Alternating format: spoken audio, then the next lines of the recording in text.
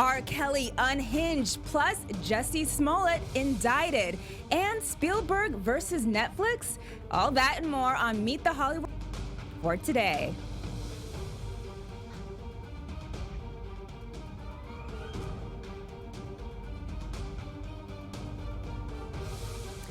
Hello, welcome to Sunday Fun Day here on Meet the Hollywood Press. I'm Alina Vission, and for those of you who watch us all the time, you're probably wondering, where is our host, Joseph Kapsch? Well, he is not with us here physically in Hollywood, but he is here with us. He's actually joining us on Skype from sunny San Diego. What up, Joseph?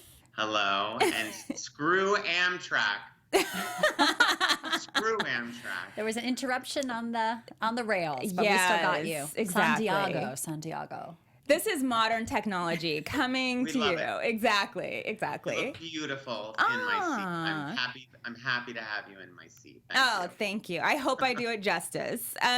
And we got back once again with us, Bianca de la Garza. So good to see you. Thank you. It's great to be back. We have a lot of fun things to talk about today. We sure my do. Goodness. We were just talking like off air, like, ooh, this is so much to get through, but it's going to be good. It's going to be fun.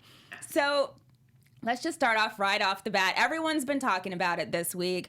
R. Kelly being completely unhinged. She had his sit-down GMA interview this week, and the internet was abuzz. Everyone's been talking about it. So I want to first off get your guys' kind of input on what you thought. Did you watch it? Did you? I watched it, and I watched the SNL takeoff on it, as everyone did last night as well. So it's so funny to kind of put them up next against one another. Wow. Okay. Wow. I'm a big Gayle King fan. Yes. So I think she did a superb job in this interview, and it was just amazing to see him sort of break down and have this fit there. And I'm wondering, like, why are you doing this interview? I mean, there's nothing in that interview that will help R. Kelly ever.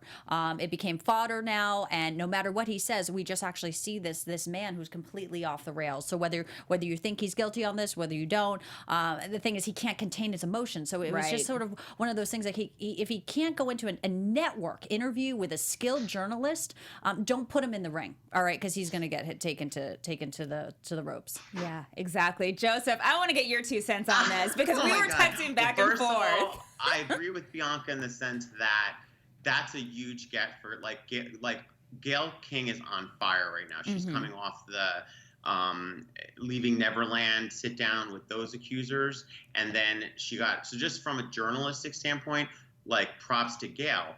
But that interview, I don't even know what, it was, there's so much, nuts, bananas, crazy that went on. I don't even know where to start with it. But when he was getting out of the chair, she remained so poised. I mean, you could think some journalists could have really gotten frightened, he was going I thought that too. Yeah. I thought that too. Yeah.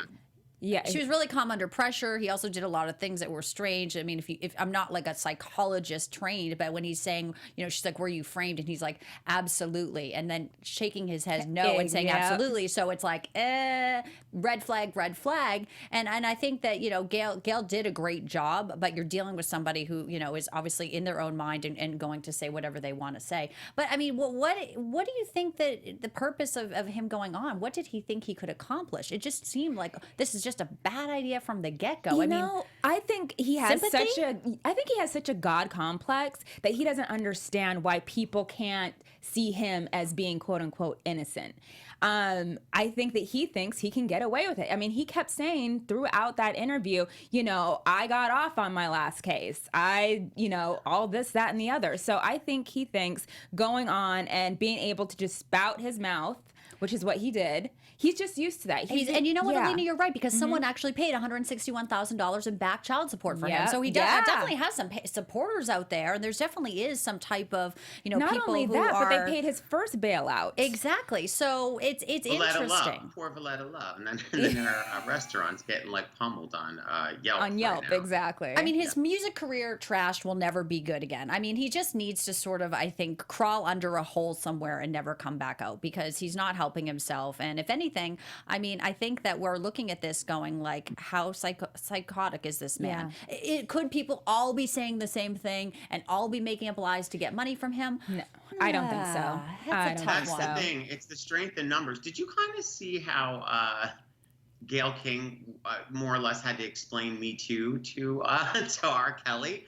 Like during the interview, because it was basically like, well, why do you think? And it's like, well, why are they just coming out now? And she's like, because the time we're in, with women. It was almost like he was thinking back to like when the first time around, because he said these were dismissed the last time, but it's like, but most people thought you were guilty the first time, just like they think you're guilty the second time. I just think, to answer the question you guys asked earlier as to why he would do this, just because it's a Hail Mary now. I think it's like in a way, he has everything to lose and nothing to lose. And I probably right. And can I say, like, SNL, I think the skit wasn't as funny as the actual interview. So for me, I was kind of like, I was more entertained watching the real thing when, and nothing against the actors of SNL, but I just think the writing maybe didn't act. Some things were funny, but I just thought it was more entertaining just watching real life. Because it's like, how can you compete with something that's so outlandish in reality, to make it comedy? That's a hard feat. And as journalists and former journalists as myself, I think that what Gayle also illustrated is that she was fair. When he ranted, she said, we gave him a moment to kind of compose himself. She wasn't doing a gotcha interview. And I have to say, it's a stark contrast than what we saw. We'll talk about this, I know, is with what GMA had when they had a big scoop with Jussie Smollett. And I don't think that interview was handled as hard. Like, Gayle King is a hard interviewer, and she's not going to mince words, and she's going to ask the tough questions. And we know that CBS is now eyeing to kind of reboot the morning show and maybe make her the king, the pivotal person on the show. And it would be well deserved for her. I think she's done a great job. And I think for many years, Gayle was like, oh, it's Oprah's best friend. It's Oprah's best friend. And she was a huge anchor in Connecticut. I don't know if people know this, but like, I was a former news anchor, and she was like the queen of Connecticut. I was working up in Boston. And I think that, Gayle King has established herself yet again with this interview as someone who is going to try and just get the facts and not take sides. And that's what we're missing in journalism. It's like, it's not about your ego. It's not about a soundbite. It's just about like letting someone try to unravel the strange web that was R. Kelly. And she did a great job with that. Yeah. Speaking of Oprah, actually, she also had a big get this week with the two main characters of the Leaving Neverland documentary over on HBO. So she had her own special called After Neverland. And I think it was just a big moment for Black female journalism that these two people are able to get, these big interviews and knock them out of the park, I think. What do you think, Joseph? I absolutely agree. And they always say three's a trend, right? And it was like, even though it remains to be seen where the Jussie Smollett case is going to land, but think about it. Right. In the last month, Robin Roberts landed Jussie. Gayle King landed Neverland and R. Kelly. Oprah did the After Neverland special. I mean, it's like, yay for female journalists, yay for diversity in journalism. And I have to just like pile on where both of you were saying. Gayle King, that was a stellar interview. That was like where you're proud to call yourself a journalist and be, a peer of another journalist, because you're right. She stuck to the facts of the case. It was nothing like, you'll hear these stories like the publicist, well, we'll do the interview if you're not going to ask this, or like, well, they'll come and do it. It's like, no, it was like, that's not what a journalist does. There was no negotiating. She asked what she needed to ask, and she was trying to get to the truth. Right. For you guys, what was the most striking or telling part of the interview? When he lost it. I was like, oh, here we go. Like now I was very surprised at how unhinged he went for as long. Like, no one stepped in and said, we're stopping, time out. And I thought he was actually, I don't know, did you guys think, I thought he was going to walk off the set.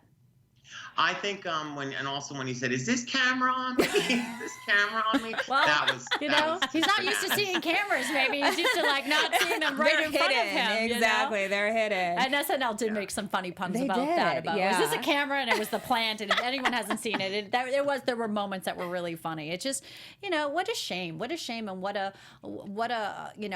bizarre circumstance, bizarre case. And if this is the case that he got off and now it's again, it's like, wow. I don't know. Why would you? You didn't learn the first time? Because you got real lucky the first time. Real lucky. And he did bring in Lucifer. So you're right. There's a lot of things here that I don't know his mental capability right now, his stability there. I question really or not where he's living, what planet, what time frame, what any of this means to him. I don't think he fully understands, which isn't a pass for him at all. No. But it's just showing like how like unaware he is of what he's doing. Unself-aware probably too.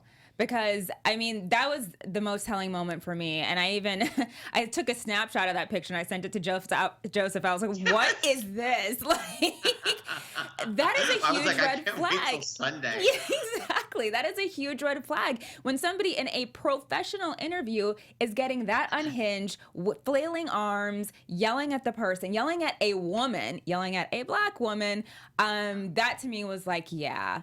You don't understand exactly what you're up against, because now everyone sees what probably just goes on behind closed doors. Because I don't think really had seen that part of R. Kelly beforehand. When I was listening to him, what was striking, when she was asking specifically, like, have you done, do we think, well, obviously, if all of this is true and there's at this point the amount of allegations, it's hard to not think there was something going on, right? Mm-hmm. But do you think in his mind that he thinks these were relationships? Because I'm trying to find one way out of this. I think so.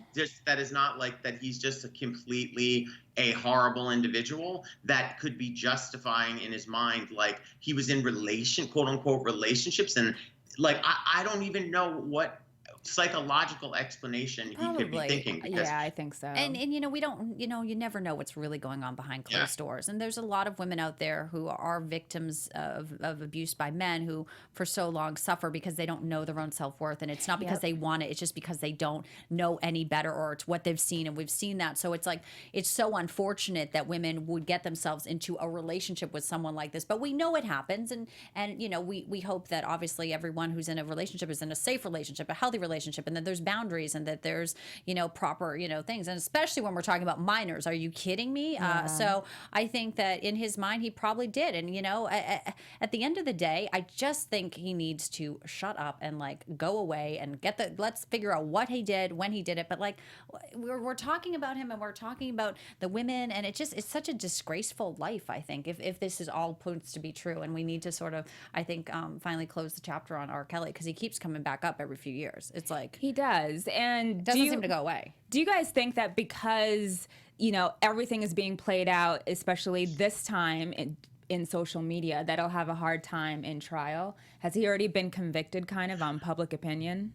That's what the interesting part of that is when you think about OJ trial back, probably like arguably the trial of like our lifetime, right? Imagine social media being around in the way that it was now.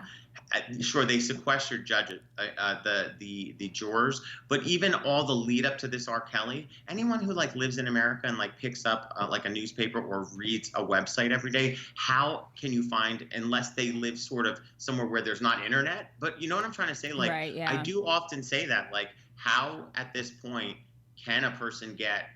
He's already been in the court of public opinion, in my opinion, convicted. And perception is reality. If someone perceives it, whether or not the facts are going to demonstrate it, if the perception is there, then everyone takes it as reality. So you have to be very careful, not just for celebrities, but for politicians, for any public figure. I mean, we're living in a world now, you say one thing and it's on Twitter 2 minutes later. So I think we're all aware and should be hypersensitive to the fact that social media is something that isn't going away, that sort of shapes our culture and drives conversation for good or for bad or for the ugly. So I think it's foolish to think that people aren't going to weigh in on, be your judge and jury out there on Twitter or on social media. Yeah, definitely. All right, well, let's move on to Jussie Smollett, another person that was in the Cook County Detention Center. Cook County's working over. I was born in Cook County. It's so funny. Way. Yeah. I was born in Chicago. I lived there for a very short time, but I have some relatives who are outside of Chicago. Oh, there you go. Yeah. There's the wraparound. There's the tie. So interesting. All right. So Jussie Smollett this last week was indicted on 16 counts, felony counts, which if he is convicted of all 16, he could spend up to 64 years in prison. It is between probation and 4 years for each count. And this is a big change from especially the first week when this all happened to now. he's being indicted on felony charges. So what are your guys' thoughts and feelings? Go ahead, Bianca. Well, I remember I was on the show. I think that when we first kind of still didn't know the truth. He had just been at the Troubadour here in West Hollywood, and people were really, behind him. And I remember all of us, and it was a great show, actually. We had Shirley on from Variety, and it was, I think that, I think a lot of people wanted to, think one thing, and now that we know the truth, I don't think there's anything wrong with any of these charges. I know his attorney, Mark Garagos, is calling it I believe it's a gang banging. He's called this.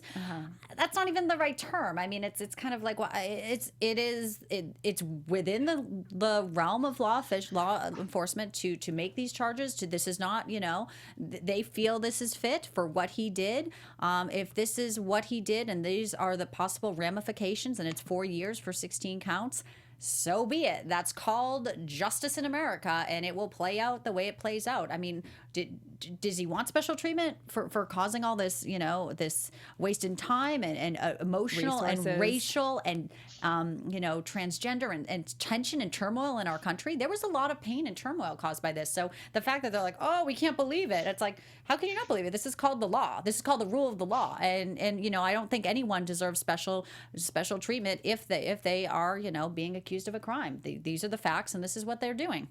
Come on. I think what further complicated this and why the counts are they're basically charging him account for like the 2 times that he was interviewed by police. It's like almost like each lie that he told 4 different police officers.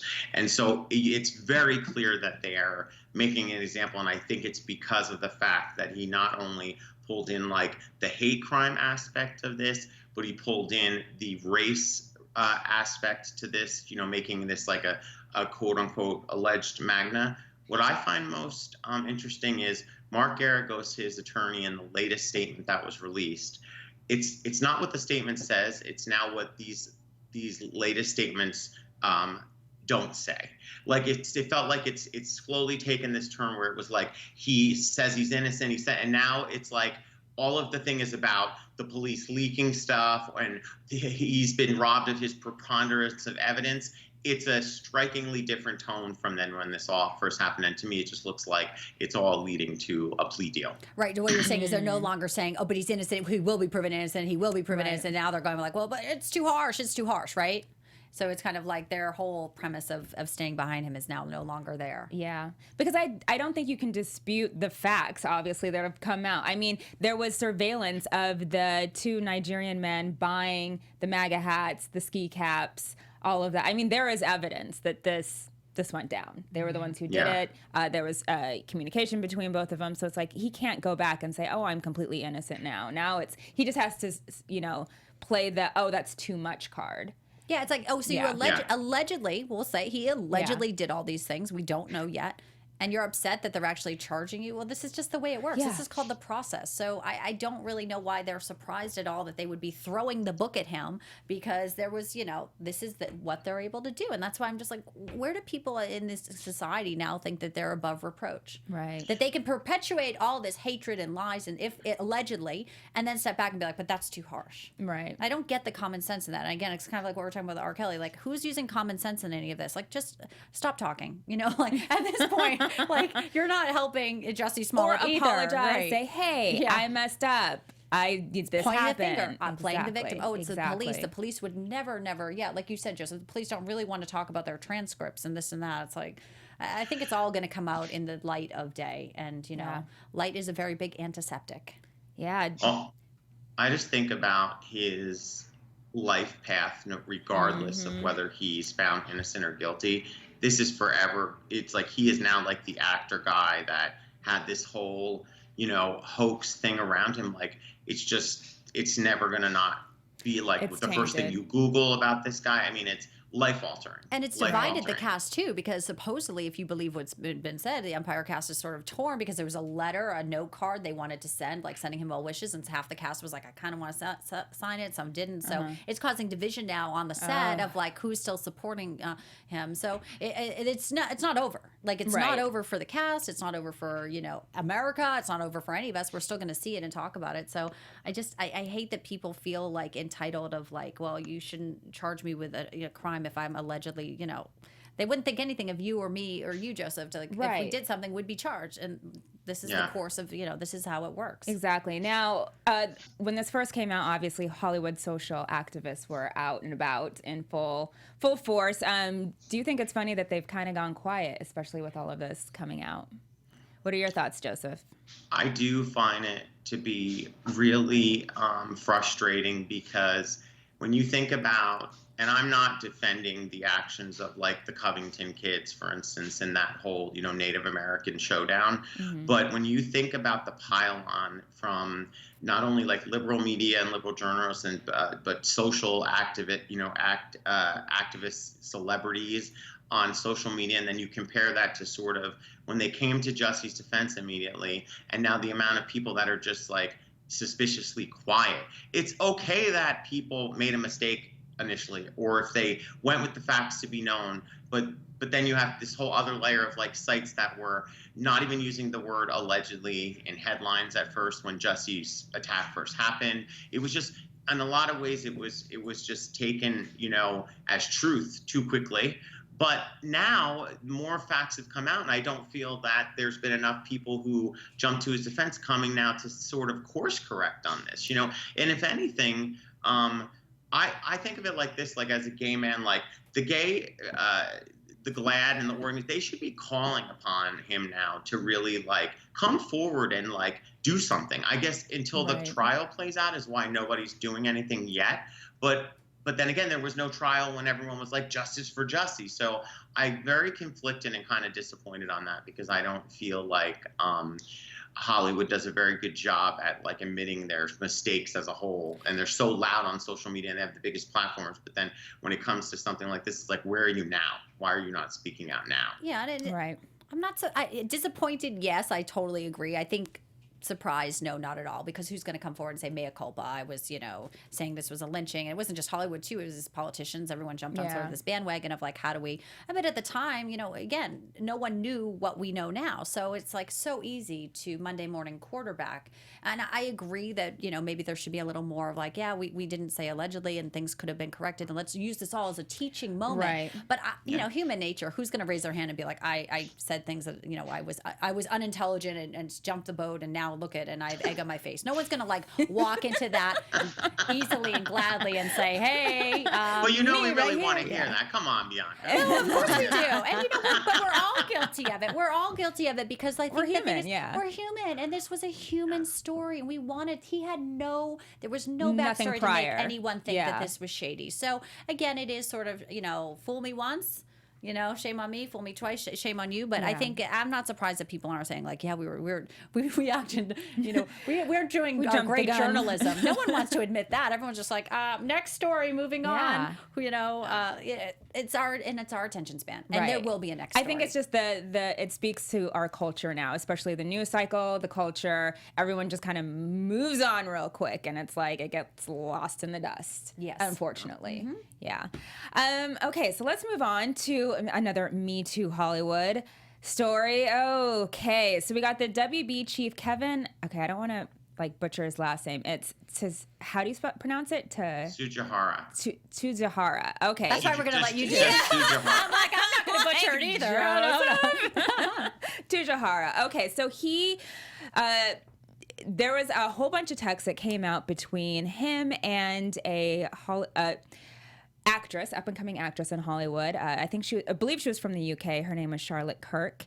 And this whole story involves him, Brett Ratner, James Packer. There was another guy in there too. I think it was one of Ratner's assistants. Exactly. Yeah. A lot of people. It was a very tangled web of text and promises and broken promises, apparently. So pretty much she somehow got into this whole mix, and had slept with, allegedly, according to text. Am I getting this right? This is a very tangled web of text messages. Her sleeping, I believe, with Keven, Tsujihara. And in exchange for help, for getting roles on auditions and all of that. So, oh my goodness. Do you think that Keven will survive this? Joseph? I would have said before Me Too, possibly, but given the circumstances of Les Moonves and with the Hollywood Reporter, who, by the way, broke the story, Kim Masters and Tatiana, the level of detail and just how truly the names attached who already have pre-existing terrible stories that have followed them around about this, and now you're seeing it in plain black and white view. I don't understand. I don't with the AT&T merger, they just promoted Keven too and gave him more oversight.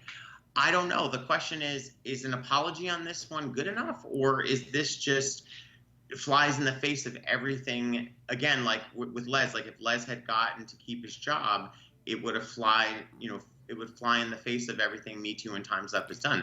I'm surprised that we haven't seen anything vocal yet from Time's Up about this, because Warner left it as it's under investigation. Now they're going to reinvestigate into it. I don't know what more there is to investigate. I think it was pretty clearly laid out in a bunch of text messages. Yeah, and there were pictures of some of the text messages that were in the story. Now, I want to ask you, Bianca, because from my understanding of reading the story, it seemed like this was all consensual with her. So, what is your feeling? How would Time's Up move into this? How would the Me Too movement? Because she had a very different perspective than a lot of the women who have come forward to say, I was sexually abused or whatever. Yeah, and let's there's a clear distinction. Yes. And I want to isolate just so we're talking about this specific case. And I read the Hollywood Reporter's reports and extensive reporting, pages and pages and pages. This goes on for years. So let's just talk about this specific case. I don't know whether or not he'll survive this, nor do I really care. What bothers me the most about this is yet again we have a situation.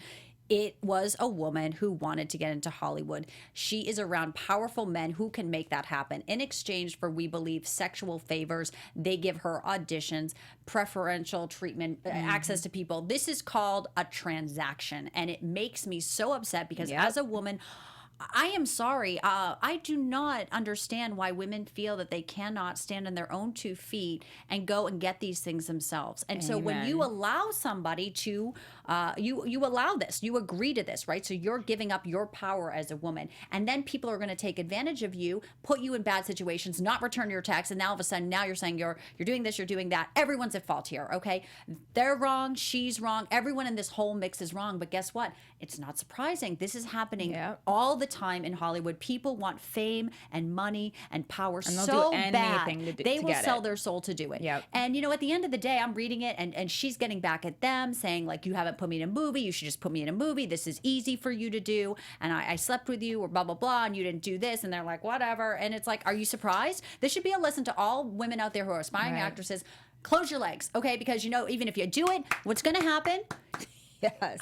No one's going to respect you. No one is going to respect you. And it may get you certain roles, but at the cost of what? And I have a daughter. She's 13 years old, and I am oh, hell no. This is not a role model for women. And I think that if we have women, strong women in Hollywood, let's just band together and say, you know what, let's create a safe place for women to get roles so they don't feel like this is my only out as if I have this billionaire boyfriend. And it's not just Hollywood. It's basically women in general. I think all young women need to look at female role models who are self-made, who get the job by being smart, educated, persistent, and not used as sexual pawns in a game that is so sick and so evil. We know how it's going to end for them. And the worst part about that is because there's a woman like her that does that, it makes it harder for all the other women that are coming up, because then those men, as we have seen, think that this is all that the women that are around them want. And so then that's when they do these, unfavored sexual things towards the other women. It's just this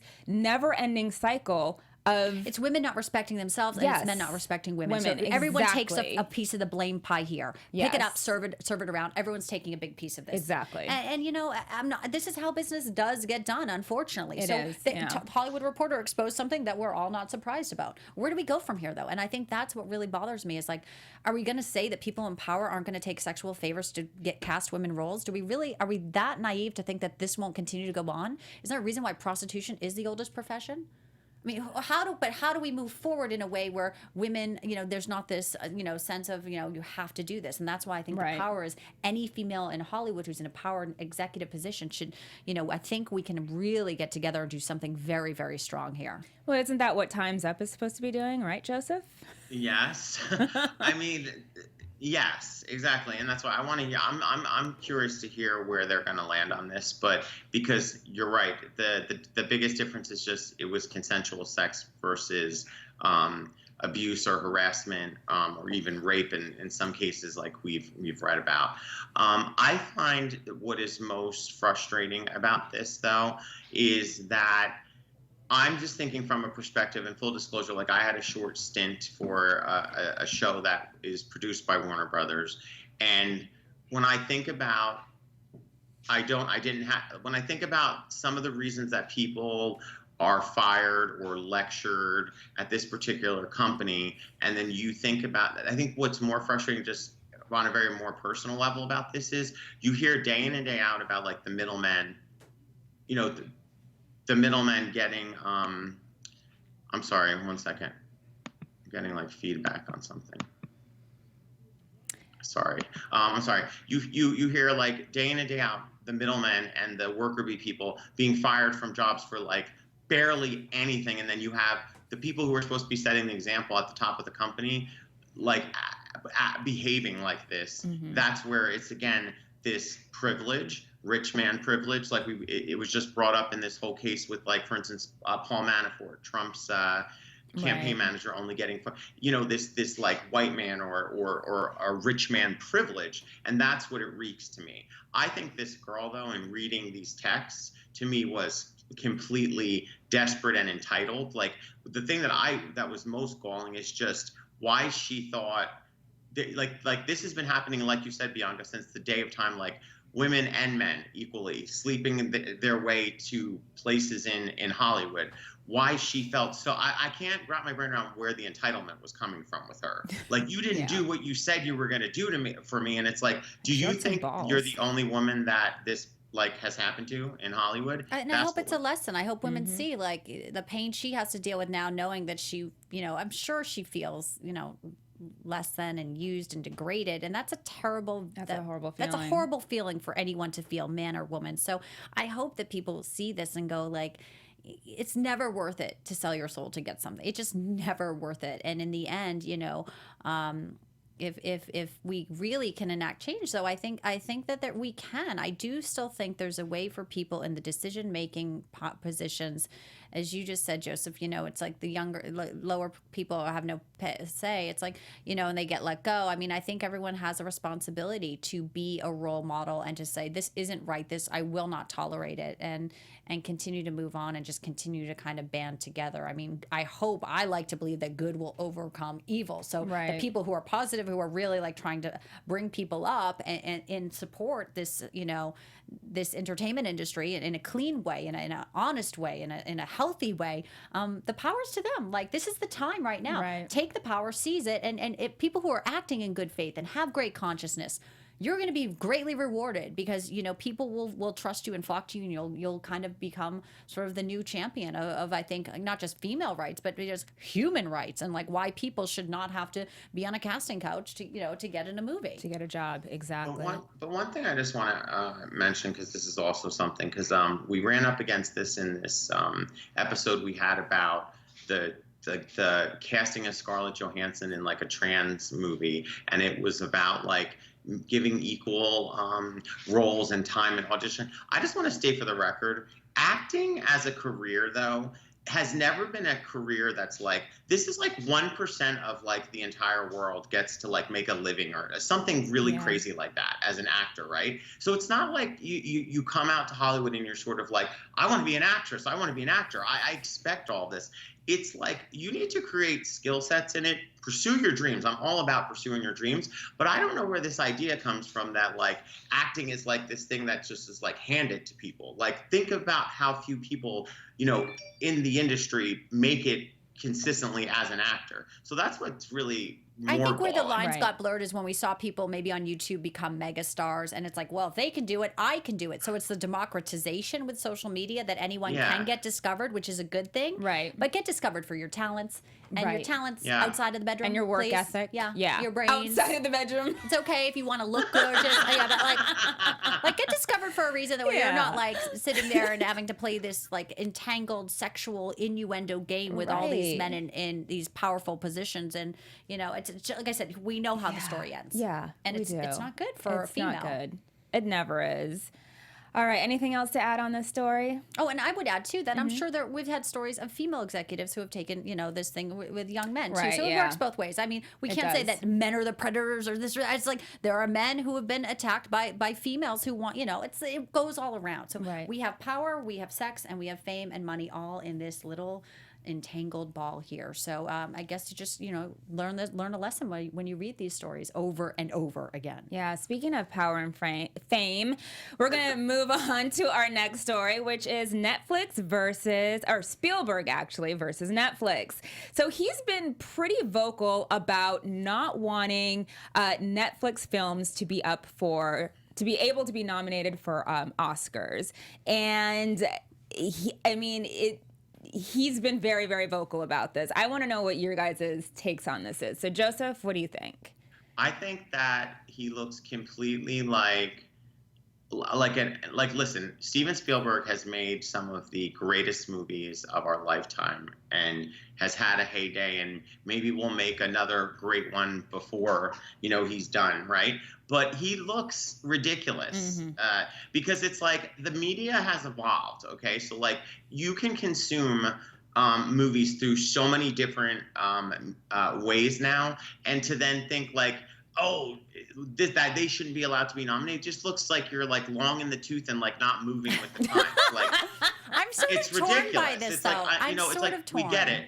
E.T. was like, you know, the best movie forever, like in the 80s. But it's like, think about it. He looks really like a grunt. To me, he just looks like a Right. sour grapes old guy, like being like, oh, they shouldn't get to be in the race. I'm It's sort like, of well, torn. everybody's consuming movies on Netflix. You're You know right, what I'm saying? exactly.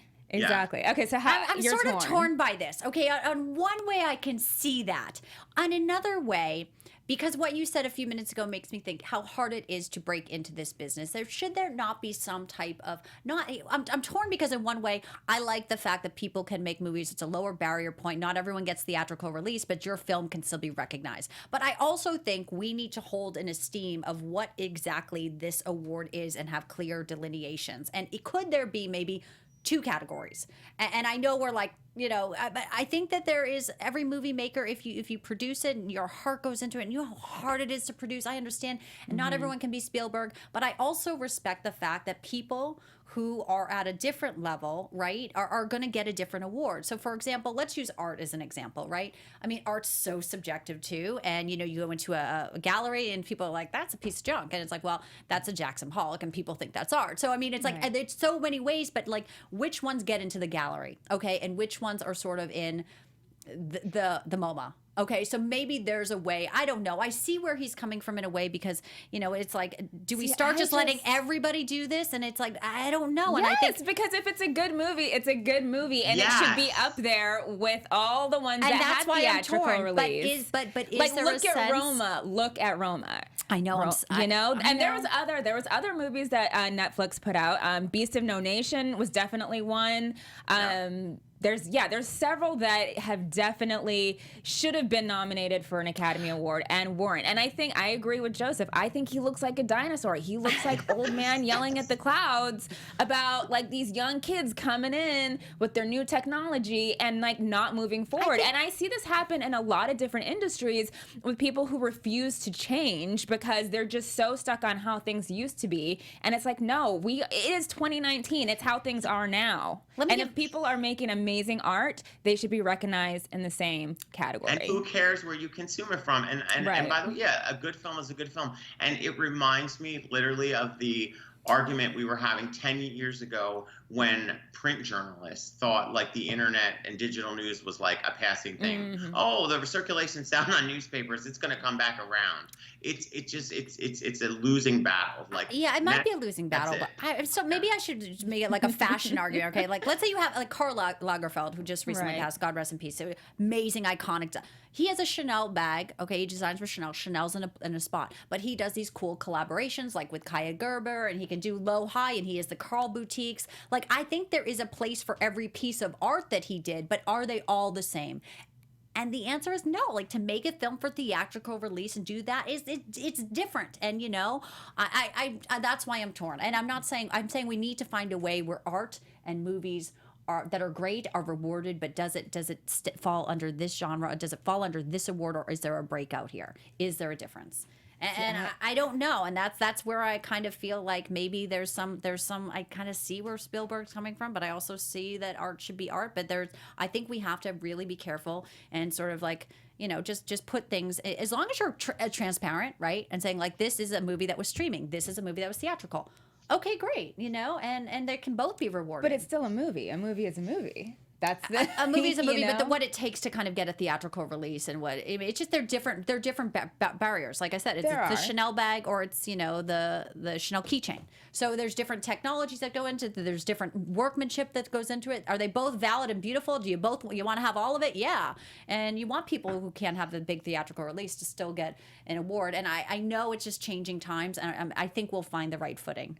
I think they have the Academy Awards, like they have so many other things to deal with anyway. They got a lot to deal with. They should just work on like maybe their PR and things like that. I know that's going to be. I wish I could be a fly in the wall for that. I think it helped them this year to have, you know, Roma win a whole bunch of awards, because a lot of people, especially the people that they want watching the award shows, are watching Netflix. You know? Yeah. That's the thing.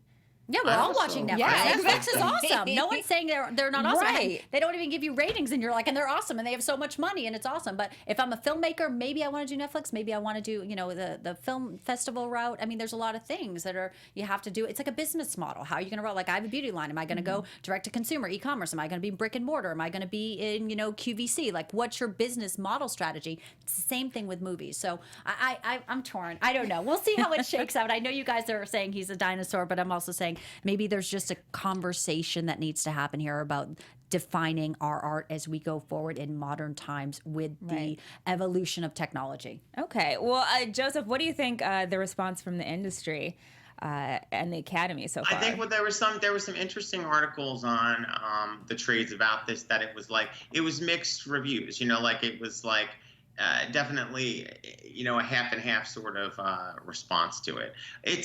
I just don't think that you can more and more A-list talent are getting into bed with the streamers on, you know, also like production arm kind of deals, you know. So it's just like it's going to be impossible, I think. And also think about it from just the theatrical perspective, like.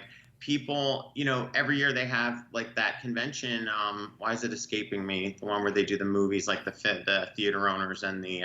Oh yes, that's coming up in Las Vegas, I believe. Mm-hmm. Yeah. And it's sort of like there's one they're talking out of both sides of the mouth. Like they're embracing streamers, but then they're not, because you know some of the movies that are now going also like to VOD on the same, you know, it's the same theatrical release and then also like on demand. It is when you go to a movie in a theater, though, it is one experience that you cannot replicate at home. So it doesn't mean that the art you're watching can't be as good. It's all about the experience. So I think that, you know, there is something about, you know, being in a theater and going. I went to see Captain Marvel over the weekend, you know, and you get your popcorn, you're like, here, you set it, and you're sitting there and it's being done to you, and you're sort of away. It's an escapism where it's great if you're, you know, at home and chilling, you know, and binge watching. It's just a different experience. And I think that that's where we kind of trip ourselves up, because we want everyone to have a say. We want that. We're former journalists. We're fair. We're like, oh, everyone should have a point. But where's the distinction on what is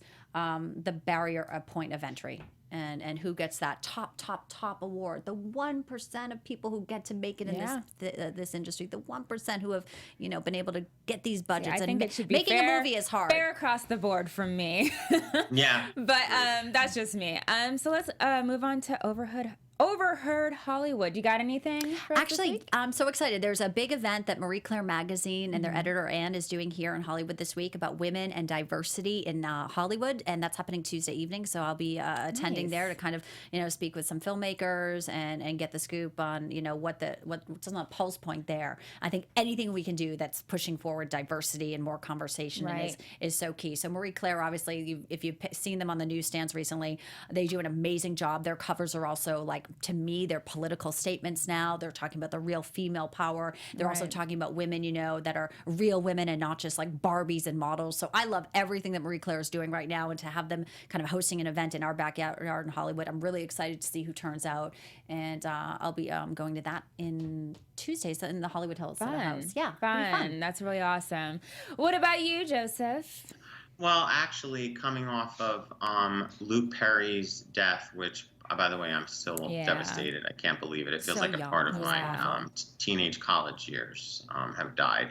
But so there was a lot of talk when they first had met all of the original cast, you know, because the reboot has been officially greenlit for a summer run, like a 6-episode run on Fox. And everyone was wondering at the time, Shannon and Luke, what the deal was. So I got from actual sources very close to, you know, production on this, Luke was going to be involved, like, with the project, but because he was contractually obligated with Riverdale, he could have never signed on in like a contractual way. It would have been like appearances or episodes. But I'm told from reliable sources that a conscious decision was made amongst the 6 that are starring that Shannon Dougherty was not wanted in the series.